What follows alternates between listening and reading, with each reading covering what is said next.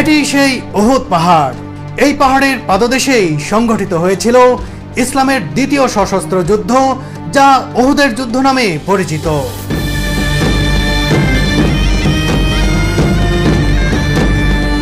বদরের যুদ্ধে শোচনীয় পরাজয়ের প্রতিশোধ নিতে আসা মক্কার অমুসলিমদের আঘাতে এই উহুদের ময়দানে গুরুতর আহত হয়েছিলেন নবী করিম সাল্লাল্লাহু আলাইহি ওয়াসাল্লাম।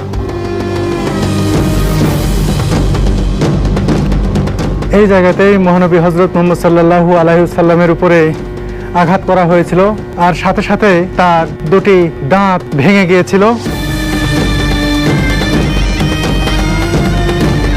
আল্লাহর নির্দেশে সেদিন এই পাহাড় ফাঁক হয়ে আহত নবীজিকে আশ্রয় দিয়েছিল।